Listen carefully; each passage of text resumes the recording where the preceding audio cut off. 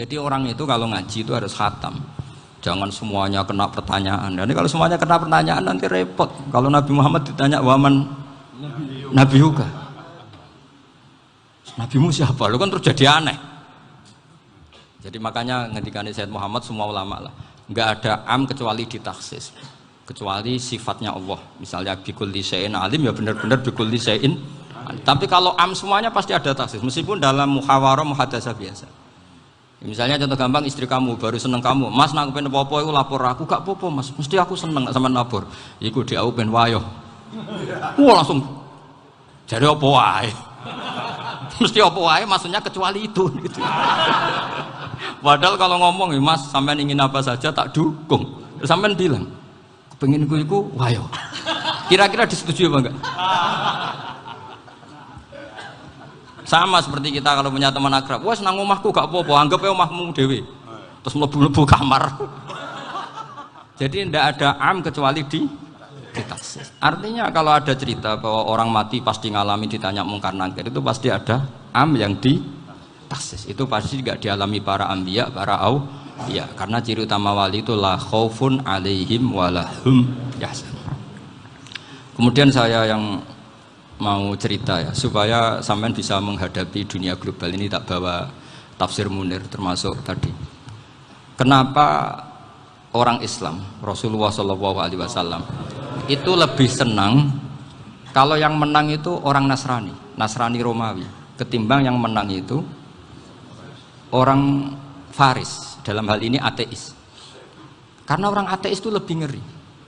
Sebetulnya beberapa penemuan sains, terutama di ilmu medis, itu orang Amerika, kayak cloning. Tapi orang Amerika itu masih dilarang oleh gereja untuk mengaplikasi, karena nanti bayi cloning itu dipakai suku cadang. Di Amerika masih ditentang oleh fatwa-fatwa agama, baik Islam maupun Kristen. Tapi di Cina itu dipraktekkan, karena nggak ada halangan agama. Di Cina itu biasa ada kondom diolah lagi jadi alat-alat aksesoris. Di Amerika tidak ada karena masih ada agama, masih ada larangan. Sehingga orang Islam itu lebih takut kalau yang menang itu Persia, karena terus cara berpikir ternyata Tuhan itu tidak ada, langit nggak ada perannya. Jadi ketika yang menang Nasrani masih berpikir itu pertolongan Tuhan, meskipun mungkin cara mengatakan Tuhan beda dengan kita. Tapi ada satu kesamaan bahwa kekuatan samawi itu ada. Nah, itu disebut hulibatir rum fi adnal ardi wa hum min ba'di ghalabihim sahlibun. Di sini diterangkan oleh Syekh Nawawi supaya kamu tidak salah paham. Sebetulnya kamu katakan misalnya wah itu paham liberal, sebenarnya saya tidak tersiksa. Cuma takut yang mengatakan seperti itu cek goblokir atau ngaji gitu. Itu aja masalah saya. Ini saya baca ini karangannya Syekh Nawawi, karena tadi kata Mbak Firjon ngaji itu harus sama orang yang bersanad. Saya ini kalah sama beliau itu berkali-kali. Secara nasab saya harus manggil mbah. Secara silsilah ilmu saya juga kalah lagi.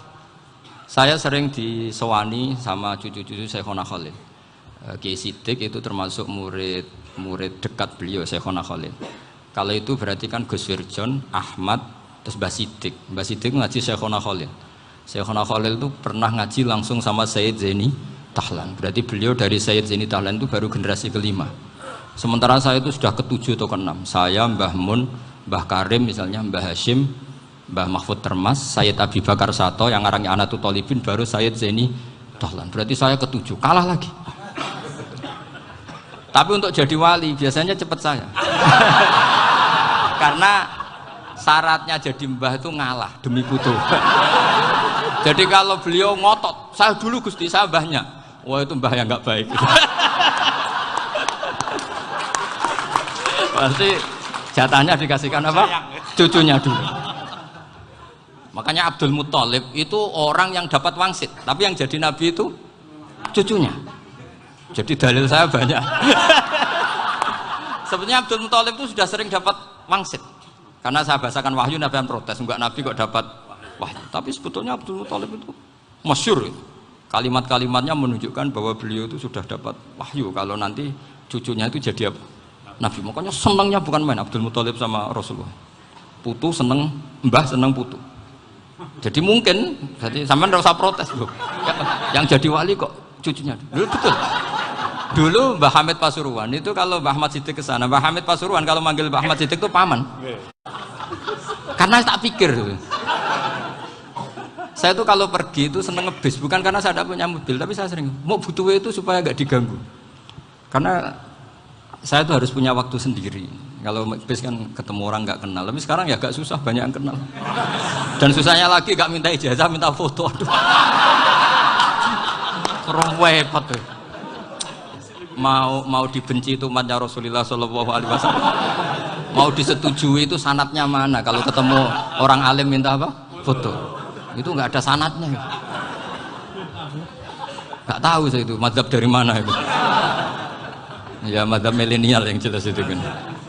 Ini tak baca ya biar dapat, karena ini kenangan saya sama Mbak Ahmad Siddiq. Saya masih ingat betul beliau ngisi hallnya Mbak Abdullah bin Umar, berarti abahnya Mbak Hamid. Karena mbah saya itu Fatimah binti Khalid bin Umar, kalau Mbak Hamid itu Hamid bin Abdullah bin Umar. Itu saya masih ingat betul zaman itu Mbak Hamid tiap hall di Lasem itu rawuh dan saya derek mbah saya karena masih misanan datang ke Lasem.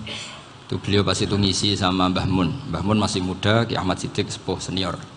Itu beliau cerita bahwa dulu ketika Indonesia dijajah Jepang itu para kiai mimpi dibacakan ayat Ghulibatir Rum fi adnal ardi wa hum min ba'di ghalabihim salim. Terus ada kiai yang tanya, takwilannya gimana? Ya nanti Jepang pulang bukan karena kita yang mengalahkan, tapi Jepang ada yang mengalahkan sendiri meskipun tidak kita. Kayak dulu Faris tidak dikalahkan Islam tapi dikalahkan Romawi, tapi yang senang umat Islam. Wa yauma idzi yafrahul mu'min. Itu luar biasa ulama-ulama kita. Delalah kejadiannya Indonesia seperti itu.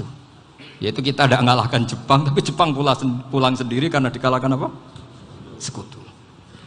Ya ini saya baca. Ini tidak usah dicek bacanya benar apa enggak. Sudah aman apa? Aman. Karena kalau saya salah itu ya sengaja. Artinya ya sengaja saja. Ya biasa maksudnya. Saya kemarin ngisi di Pondok Peloso, di Pondok Al Munawir Jogja. Salah itu ada dua, ada salah memang benar-benar salah. Itu nggak apa-apa, bisa dimakfu. Karena mesti sangke wong goblok salah yang terus itu. Ada salah bawaan ilmu, itu repot tuh dadaninnya. Karena misalnya kita yang biasa belajar qiraah sabah wayah sibuhu, mesti diulang lagi wayah sabuhu. Karena qiraahnya Imam Asim itu hasibah yah sabu, bifathis sin. Sementara kita kalau ngaji kitab kulino yah sibu. Sehingga kita yang biasa belajar sabah itu kalau baca kitab itu kayak orang bingung. Kadang-kadang yang ngaji juga bingung. Gus Pak mau di bulan pilih. Ya tepat-tepatan. Ada yang mengatakan Gus Pak bingung, ada yang mengatakan Gus Pak alim alamah. Ya tepat-tepatan nasib. Karena memang ya sabah memang seperti itu. Misalnya kufuan. Kufuan itu Imam Asim baca kufuan. Tapi beliau punya murid namanya Syu'bah. Itu kalau baca kuf'an. Makanya kita itu, ini kan khataman Quran ya, jadi saya menyinggung sedikit tentang qiraah sabah. Tadi beliau juga sudah tak kasih kitab saya Hifdzuna Liya dan Mushaf. Sama tak ajari latihan sabah, memang angel ya. Makanya yang nggak bisa itu wong pinter, sudah tahu angel ya nggak usah diteruskan kan. Orang menghindari barang angel itu pinter apa goblok? Pinter. Berarti wong goblok pinter. Saya tuh makanya sama orang goblok tuh respect. Jadi orang alim tuh angel apa gampang? Angel. Menghindari barang angel pinter apa goblok? Loh, orang menghindari barang angel pinter apa goblok? Pinter. Berarti wong goblok pinter. Jadi saya sama orang-orang goblok itu respect. Sudah tahu jadi orang alim angel ya barang angel ya harus dihindari. Makanya saya ini insya Allah umatnya Nabi yang termasuk yang terbaik. Amin. Karena mencintai umatnya Nabi termasuk yang goblok. Waduh. Itu tidak gampang itu. Karena tadi sudah tahu ya. Seperti itu loh orang naik panjat pinang itu yang naik karena ingin hadiah. Yang nonton sudah tahu wah licin kok dinaikin mau keplodok ya. Tapi orang sepakat yang nonton juga pinter karena sudah tahu ribet kok. Tukun yang pasar kena lah apa mana. Sama juga gitu. Ngalim tafsir angel, ngalim fikih angel. Tapi karek ngaji ngerekam kan gampang. Itu pinter apa goblok? Pinter. Iya. Makanya kula niku mbok burohno ngono tok. Saya tadi dinasihati Mbak Firjon, muga-muga hati saya selamat. Saya itu meskipun kata orang banyak, muhibbin saya banyak, tapi saya insya Allah tidak riya. Saya itu pakai kitab namanya Tasbidul Fuad, itu karangannya Sayyid Abdul Al Haddad. Ketika beliau punya muhibin banyak ditanya, bagaimana ya Habib Anda menjaga hati Anda? Jamnya Syed Abdul Haddad itu unik. Innama azzamu Allah. Mereka itu sebenarnya menghormati Allah. Cuma butuh sarana, dan itu saya. Jadi saya tahu sampean semua itu mencintai Quran, mencintai sunnah Rasul, mencintai hadis-hadis Rasul. Cuma sampean kan karena nggak paham, terus manfaatkan saya. Jadi sebenarnya saya ini korban. Korban. Jadi saya mau riak gimana? Korban kok mau. Bangganya di mana tuh? Coba sampean misalnya ngaji tafsir, belajar sendiri kan susah. Terkibnya susah, maknanya susah. Bahkan beli kitabnya kadang nggak kuat. Loh, untuk jadi alim tafsir itu kan harus beli kitab. Loh, saya sering belajar kitab itu jutaan. Tafsir Tobari, saya pernah beli kitab Fakhrur Razi itu berapa coba? 27 jilid. Karangannya Fakhrur, belum karangannya ulama modern, Imam Sa'rawi. Itu berapa jilid? Itu jutaan. Saya kemarin juga dihadiahi kitab Pak Quraish Shihab namanya Faidul Bari fi Syarhil Bukhari. Pak Quraish Shihab yang terkenal. Dia sering diskusi sama saya. Saya ngasih hadiah beliau ngasih hadiah saya. Oh itu harganya nggak kuat. Tidak kuat kadang di Indonesia nggak ada coba. Dan sama orang hebat menghindari kesulitan itu. Nah, kesulitan itu, sebab ngaji ikut, kalau nggak paham, dirukok rekamannya sudah. Gitu. Pinter mana sampean sama saya? Pinter sampean kan? Bikin sosis susah, beli aja kok repot kan? Nah, makanya nggak boleh orang bilang, wah aku goblok reso tafsir, aku wong pinter. Makanya nanti kalau saya ketemu Nabi tidak termasuk orang yang mentahkir orang Islam. Kafabil mari isman ayah kira akhahul muslim. Jadi cukup orang itu dosa kalau menyepelekan orang Islam, termasuk darani sampean goblok itu dosa. Caranya nggak darani goblok ya tadi di logika tadi. Alim itu angel, dari angel itu pinter, berarti wong bodoh pinter ya sudah gitu. Tapi tetap bodoh. Tapi ini satu cara untuk saya respect gitu. Coba orang yang ngaji tafsir saya banyak, mungkin ribuan. Itu sebetulnya mencintai Quran. Karena Quran adalah kitab suci yang panduannya umat Islam. Sangat mencintai Quran. Terus kemudian mereka nggak paham. Terus mencari orang yang memahamkan. Burono lah cara Jawa ini. Terus keren saya itu di mana coba? Lah terus mereka kurang ajarnya gini, kalau paham itu ya alhamdulillah paham. Kowe nak ngaji Gus bae ngono tok. Tapi nek ora paham, ora nyalano akale. Mari Gus Bahan nerangno cepet mulane gak paham. Ora kok nyalano teke sing lelet. Maksud kan masyaallah naudzubillah tenan. Sebetulnya tingkat kurang ajarnya tinggi Gus sebenarnya. Jadi kalau nggak paham itu kadang nggak nyalahno uteke. Kayak mau misalnya, mau mari mikir ra jelas. Padahal misalnya jelas ora mesti paham, bodoh. Paham? Ya? Jadi kata Syed Abdul Haddad, innama azzamu Allah. Sebenarnya mereka itu sangat menghormati Allah. Makanya kita nggak perlu mengatakan wasilah itu kafir, nggak akan. Karena orang tawasul sama Rasulullah itu ingin dapat ridhonya Allah lewat orang yang dicintai Allah. Kita mencintai wali sebenarnya, wah itu kekasih Allah. Kita mencintai itu karena mencintai Allah. Sama seperti gini, kamu mencintai kangkung apa enggak? Sebenarnya sama sekali enggak. Tapi kamu ingin sehat, ada asupan gizi. Kamu ingin tubuh kamu sehat, butuh asupan gizi. Kemudian kamu makan kangkung. Apa terus kamu cinta kangkung? Kan enggak. Cinta kesehatan kamu sama. Orang yang mencintai saya sebenarnya ingin kepuasan rohani. Saya kan termasuk kiai yang torekonya gampang. Ini swarga, kan akhirnya penggemarnya banyak. Coba kalau kamu ini neraka. Jadi sebetulnya Anda mencintai kepuasan Anda sendiri. Nah, saya ini korban. Makanya untuk masuk surga cepat saya, korban itu cepat. Da'watul mazlum la turaddu kan gitu. Laisa bainahu wa bainallah hijab. Jadi saya kalau dongo langsung seret langit. Karena mazlum. Saya sinau tafsir itu, Pak, sampean bayangkan ada tafsir itu sudah 27 jilid. Sekarang Fakhrur Razi itu bulatnya bukan main. Karena dia ahli filsafat. Bulatnya Masya Allah. Sudah gitu sinau Jalalain kadang dikomen oleh Sawi. Sudah kita percaya Jalalain boleh dibully Sawi. Percaya Sawi dikandani, oh iku Maliki rasa ribet. Sudah gitu sinau Qurtubi, sinau tafsir Tobari itu susahnya. Belinya susah, belajarnya susah. Padahal saya punya keluarga, punya istri, punya anak. Bayangkan kalau istri saya rewel kayak istri sampai. Wah itu. Tapi alhamdulillah enggak. Sama sekali enggak. Allah sudah milihkan, wah ini bahaya kalau punya istri rewel. Imam Sibawai itu kitabnya banyak, tapi yang terbukukan hanya kitab Sibawai. Karena beliau kalau sudah belajar lupa istri. Hanya pas beliau di pasar, kitabnya dibakar semua sama istrinya. Karena dianggap saingannya. Ternyata yang dicerai tidak kitabnya, malah istrinya. Itu Imam siapa? Sibawai. Tapi alhamdulillah kitab saya nggak terbakar, aman. Saya teruskan ya. Jadi untuk menjaga riya dilatih innama azzamu Allah. Sebenarnya mereka itu menghormati Allah. Sehingga wasail-wasail itu sebenarnya nggak pernah jadi subjek pelaku utama, tetap Allah. Sebab itu kata Sayyid Muhammad, kamu kok mengatakan wasilah itu kafir itu gimana? Ketika innallaha qad ba'atsa lakum taluta malika. Talut itu ya manusia. PD-nya itu apa? Inna ayata mulkihi ayyatiyakumut tabut fihi sakinatum mir rabbikum wa baqiyatum mimma taraka alu Musa wa alu Haruna tahmiluhul malaika. Jadi beliau PD itu kalau bawa sunduk semacam peti sakti, sing di situ ada baqiyatum mimma taraka alu Musa wa alu Haruna tahmiluhul malaika.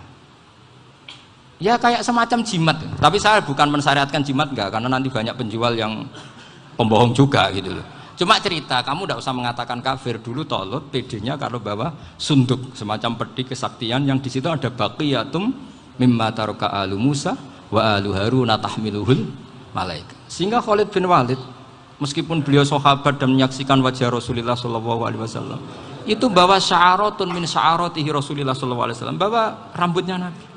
Perang kemana-mana itu diletakkan di pecinya. Nanti sama tanya lagi, masa pakai peci Khalid bin Walid ini? Wah panjang, sampai itu repot. Sampai tak warai ngaji usul fikih. Usul fikih itu kalau ngaji itu ada istilah tangkihul manat. Ini mesti ini wilayah yang kita bisa berdebat sama Mbah Firjon. Dulu itu musuh saya karena saya makili Anwar, beliau makili Peloso. Tapi tahu-tahu kalah tua terus saya mengundurkan diri. Di fikih itu ada istilah, ada tangkihul manat, ada tahqiqul manat, ada tangkihul manat. Tangkih itu kira-kira gini, lafadz hadis itu dibuang sekian untuk tahu bahwa itu madarul hukmi. Misalnya gini, tak beri contoh paling gampang. Sama harus paham, kalau nggak paham nggak pinter-pinter. Ja'a a'rabiyun ila Rasulillah sallallahu alaihi wasallam. Ya karena ini menghormati Mbah Ahmad Siddiq, beliau orang alim, jadi ngaji ini tetap ada suasana alim. Ya harus ada suasana alim. Nggak perlu jadi orang alim tadi, susah. Sudah ngedari susah itu pintar. Sudah itu aja. Jadi orang alim susah, ngedari barang susah pintar. Berarti orang tidak alim pintar. Nah, meskipun tetap sudah itu pegangi sampai mati nanti. Loh, jadi orang alim itu repot. Itu kata Imam Ghazali, kalau orang alim kalau mau masuk surga itu sama Allah nggak boleh. Kif, kamu nggak boleh langsung masuk surga. Coba cari umat kamu, syafaati dulu. Nah, saya takut nyari sampean nggak bisa kembali. Saya tidak punya rencana itu. Pokoknya apa masuk. Golek sampean kuaduan balik raroh dewe, repot nanti saya. Berat jadi orang alim itu berat. Ya saya teruskan ya. Ada tangkihul manat. Ja'a a'rabiyun ila Rasulillah sallallahu alaihi wasallam. Faqala ahlaktu wa ma ahlakaka qal waqa'tu imraati fi nahari Ramadan. Ya sidang saya ini rusak ya Rasulullah. Kenapa? Karena saya menjima istri saya fi nahari Ramadan. Terus kata Nabi, kamu harus bayar kafarah. Napa Nabi kafarah? Puasa 2 bulan. Wong baru 1 hari aja terjadi gitu kok disuruh puasa 2 bulan. Ya tidak kuat ya Rasulullah. Baru berapa hari saya puasa aja kecelakaan seperti itu. Apalagi kalau sampai 2 bulan. Enggak ya Rasulullah. Ya sudah kalau gitu kamu apa? Pertama ngasih makan apa? Itqu raqabah kan, pertama merdekakan budak. Tapi kan sekarang nggak ada budak makanya terus sekarang langsung puasa. Wah ini nggak bisa semua. Ya sudah ngasih makan orang 60. Kasihkan siapa ya Rasulullah? Ya orang fakir. Saya ini paling fakir. Tak hukum Ramadan tanpa udzur syar. Lu jima itu tidak zina. Kan hukumnya jais. Nah sekarang makan hukumnya jais, harusnya juga kena ketentuan yang sama. Cara pikirannya Imam Malik. Nah alhamdulillah Imam Syafi'i gak setuju. Wah cara setuju repot. Bahkan orang-orang Syafi'i sudah punya khilaf, kalau gitu minum dulu. Iya biar gak kena. Iya biar iftarnya pakai minum. Setelah minum baru jima kan. Ini sudah menyiapkan khilafnya. Ini khas Syafi'i ini, bongsong rekayasa hukum. Nanti bisa belajar jauh cara ngakali hukum. Makanya guyonan yang masyhur Gus Dur itu gitu. Ada seorang kiai atau Gus lah, ya punya salah, namanya manusia kan punya salah, entah cangkruk entah apa, pokoknya punya salah. Ada wartawan yang ngiranya semua kiai itu orang suci, sehingga tanya sama Gus Dur, Gus itu ada kiai kok ya pokoknya salah lah, tapi jangan bayangkan dosa besar, enggak, kecil-kecil aja. Itu gimana itu, padahal kiai kan orang suci. Jawabnya Gus Dur lucu, ya justru yang boleh salah itu para kiai, kalau kamu nggak boleh. Loh, kok bisa Gus? Karena mereka tahu caranya tobat. Repot. Kalau kamu nggak tahu caranya, sama pelanggaran hukum itu ya harus pakar-pakar hukum. Itu yang tahu caranya rekayasa. Kalau kamu ya kena pasal kan ya. Jadi kamu jangan niru saya. Saya ini punya sekian cara untuk nah, itu namanya khilah. Makanya kata Sayyid Muhammad, kamu tidak usah anti khilah. Karena Abu Hanifah itu membolehkan khilah. Kitabul khiyal. Yang penting kamu soleh dulu. Setelah soleh nanti Allah maklumi. Soleh dulu, syaratnya soleh dulu. Kalau tidak soleh jangan. Contohnya gini, ada orang mau puasa lemes sekali, mau makan. Gampang. Kalau langsung makan kan kayak hadku hormati Ramadan biwiri udrin sarian. Aku langsung mau jembera sowan Mbah Firjon. Sudah status saya apa?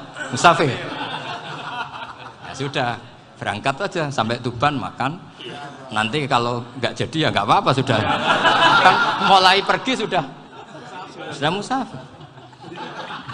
Saya tidak tahu nanti malaikat tertarik gebuki nggak tahu. Tapi itu ada khilahnya, asal soleh. Karena kata Sayyid Muhammad dan semua kitab mengatakan itu. Kalau sama nggak tahu ya kebablasan.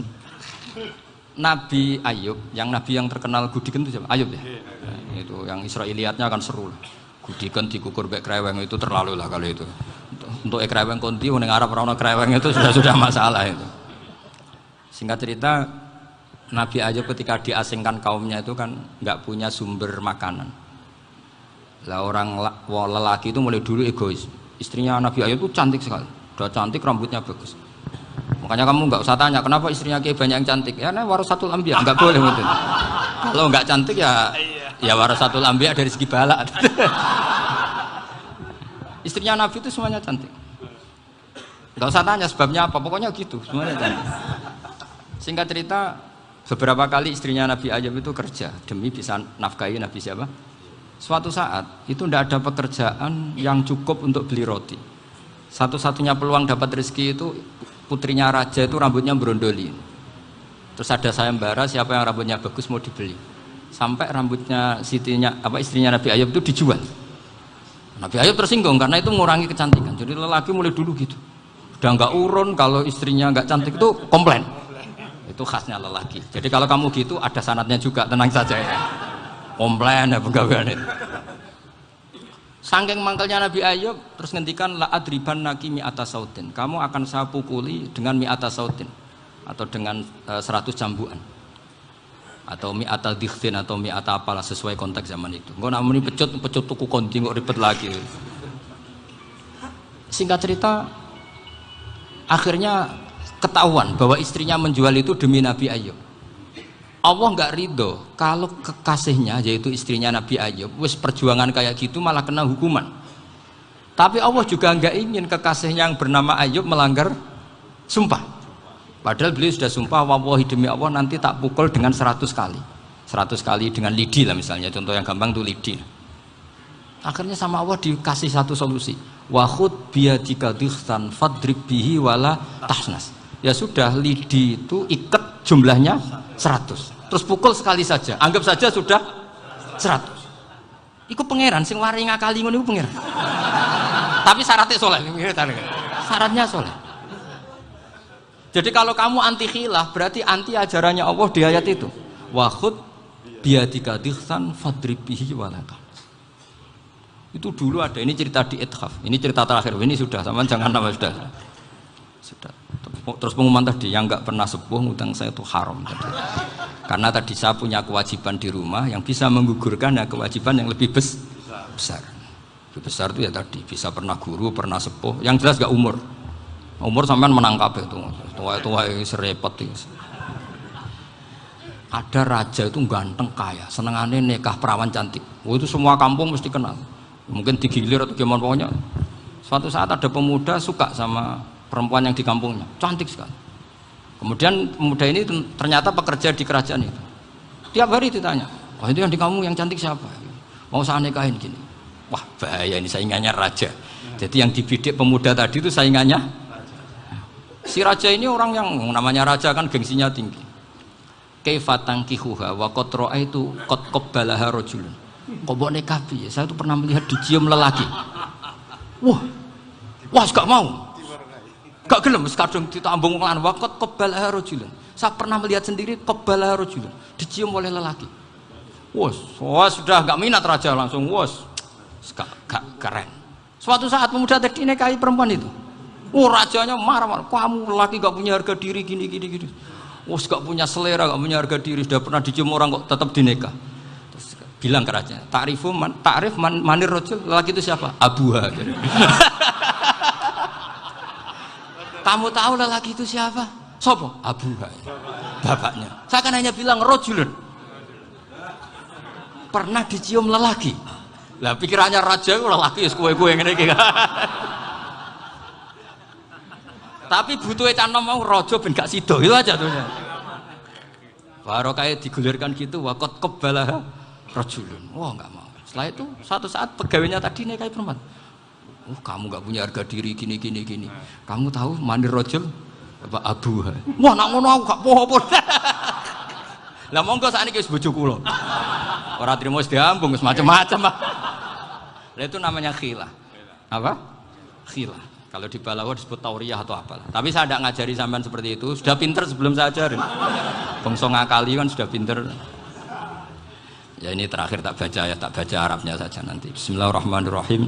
Biar dapat barokahnya Syekh Nawawi juga barokahnya guru-guru.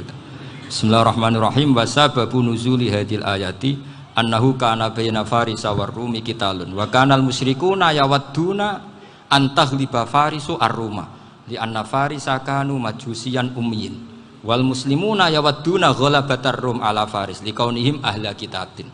Jadi zaman dulu orang Islam lebih senang kalau yang menang itu orang Nasrani. Kalau bandingannya ateis. Karena bagaimanapun percaya kekuatan langit. Sementara orang ateis sama sekali tidak percaya kekuatan. Apapun bedanya kita dengan Nasrani itu ada kesamaan, yaitu percaya adanya kekuatan langit. Sehingga ketika orang Romawi kalah itu orang Islam ikut susah. Paham ya? Makanya ini tak baca biar sampean enggak macam-macam pikirannya. Fab'atha Kisra saat terusnya, ya pokoknya seperti itu. Akhirnya Rasulullah SAW berdoa lebih senang yang menang itu Rom karena ahli kitab. Artinya apa? Kemenangan ahli kitab adalah kemenangan makhluk atau hamba Allah yang mentautkan kekuatan kita di bumi dengan kekuatan langit. Makanya saya berharap selain kita ikhtiar medis, kita harus memperbanyak istighfar. Bagaimanapun semua itu dari Allah Subhanahu wa Ta'ala. Kita menghormati negara dengan ikhtiarnya, tapi saya mohon sekali kita juga istighfar, karena semua itu juga ditentukan oleh Allah, oleh langit. Ya, saya kira demikian. Assalamualaikum warahmatullahi wabarakatuh.